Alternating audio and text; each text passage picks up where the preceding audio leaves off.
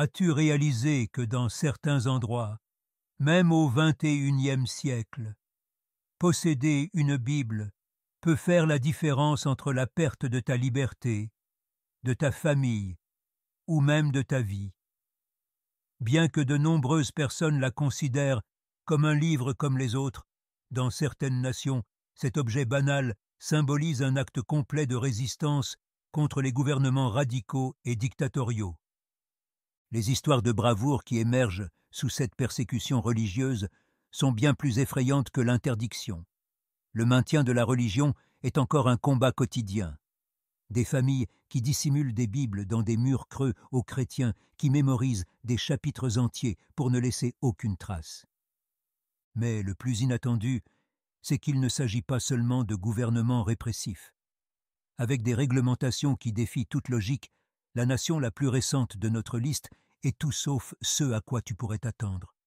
Es-tu prêt à apprendre lesquels d'entre eux sont des épicentres du christianisme persécuté? Et pourquoi?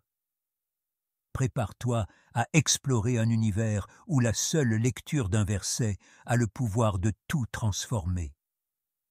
La Corée du Nord a créé un système où toute forme de religion autre que la loyauté envers son dirigeant est considérée comme un danger dans un pays où l'autorité totale régit tous les domaines de la vie.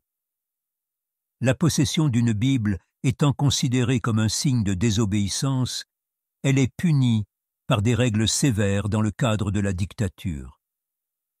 La torture physique, l'incarcération en camp de travail et, dans les pires situations, l'exécution publique font partie des peines encourues.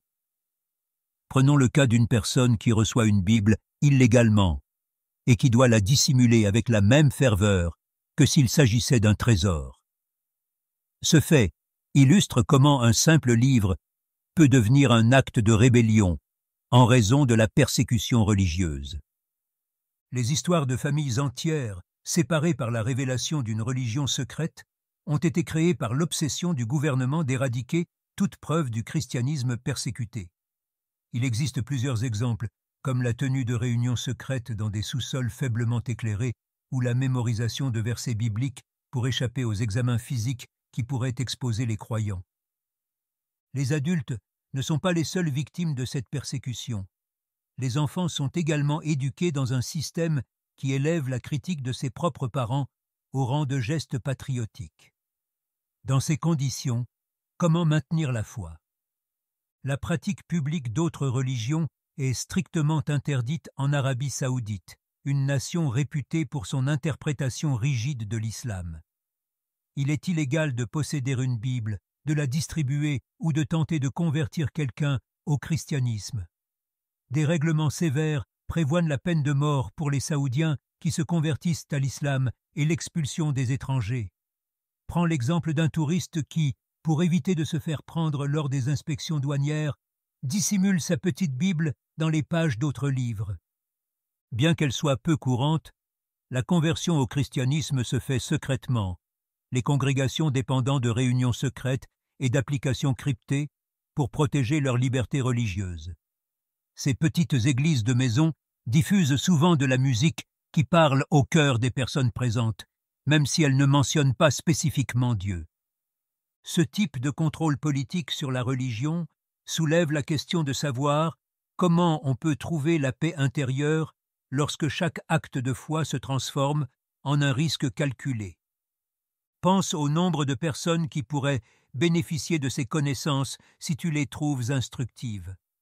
Donne un « j'aime » à cette vidéo et fais-la suivre à quelqu'un qui apprécie la lutte pour la liberté religieuse afin de nous aider à raconter ces histoires plus largement. Tu peux contribuer au changement, tout comme ces récits motivent des millions d'autres personnes. Pour ne pas manquer les prochains épisodes, n'oublie pas de t'abonner. Les chrétiens persécutés en Somalie, une nation déchirée par la guerre avec une majorité de musulmans, souffrent de terribles obstacles. Parce que détenir une Bible peut entraîner la mort, les croyants doivent pratiquer leur foi dans le plus grand silence. Les organisations extrémistes comme Al-Shabaab et le gouvernement surveillent attentivement tout signe de déviation religieuse. Il est arrivé que le port d'une croix ou d'autres gestes simples entraînent de sévères représailles. Comment peut-on préserver sa foi face à une surveillance aussi implacable? Malgré leur petite taille, les communautés chrétiennes imaginent des méthodes créatives pour interagir.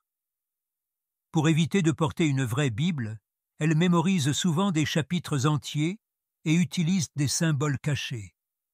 Pour se rappeler qu'ils ne sont pas seuls, les chrétiens s'échangent de même des passages de la Bible imprimés sur de petits bouts de papier. La question de savoir jusqu'où la répression peut aller avant d'éteindre la lumière de l'espoir reste sans réponse, bien que cette réalité démontre comment la limitation religieuse peut accroître la résistance.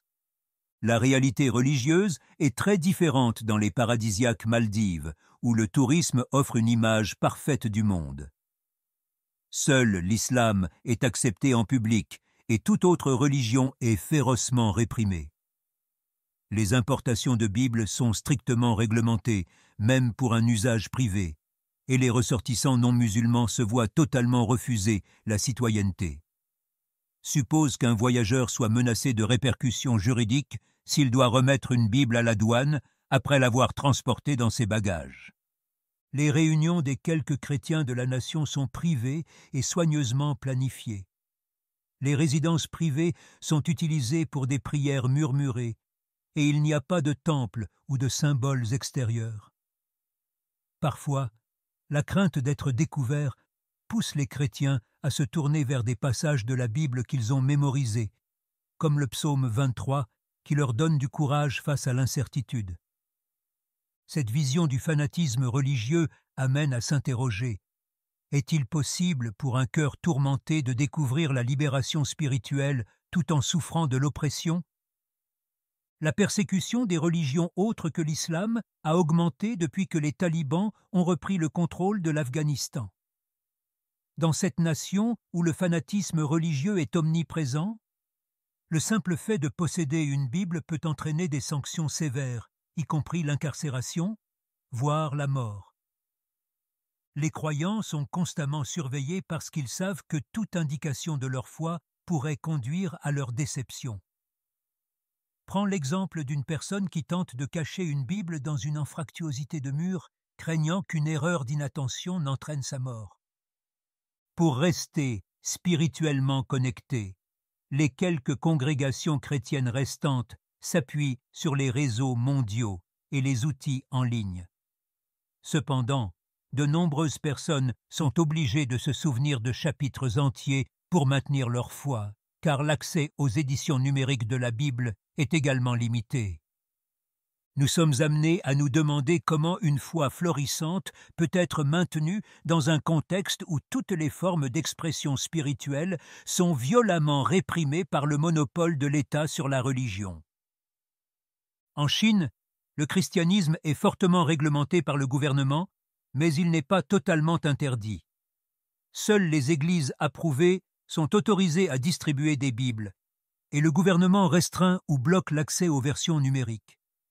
Pour ceux qui veulent étudier leur foi en dehors des systèmes officiels, cela constitue un sérieux obstacle. Malgré la possibilité de fermeture et d'arrestation, les églises de maison, qui ne sont pas soumises à la surveillance du gouvernement, se sont développées en havre de paix pour les chrétiens.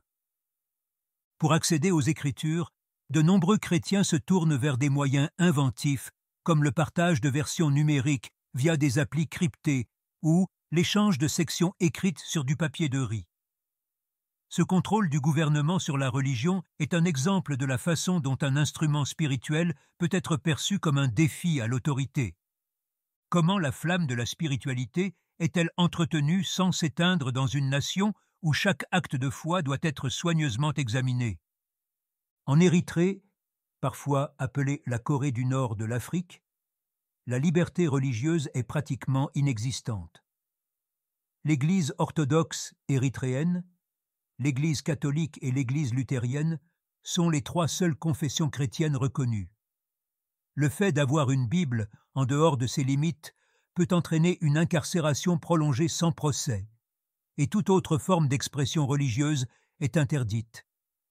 Pense à un chrétien qui cache sa Bible sous le plancher de sa maison par crainte qu'une descente de police la nuit n'expose sa religion.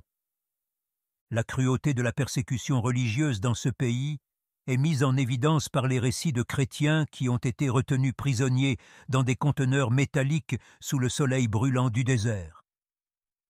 Malgré cela, les chrétiens font preuve d'une force d'âme étonnante en se réunissant clandestinement et en partageant des récits inspirants de bravoure et de foi tirés de la Bible.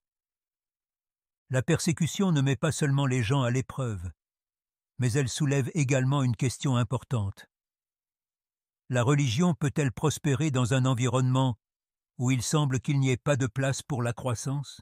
Qu'allez-vous faire maintenant que vous êtes au courant de ces faits?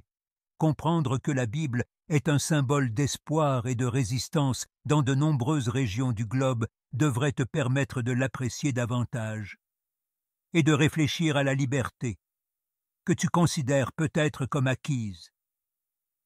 Réfléchis au nombre de fois où tu as repoussé la lecture de ce livre alors que d'autres ont tout risqué pour le faire. C'est peut-être le bon moment pour t'engager à partager ta religion avec les personnes qui l'ignorent et à la vivre plus pleinement. Les leçons d'aujourd'hui t'ont-elles surpris? Par conséquent, ne laisse pas cette étape être la dernière. Pour continuer à discuter de sujets aussi importants que celui-ci, abonne-toi à notre chaîne et active les alertes. Tu peux participer à cette aventure d'apprentissage et de transformation, et il reste encore beaucoup à découvrir.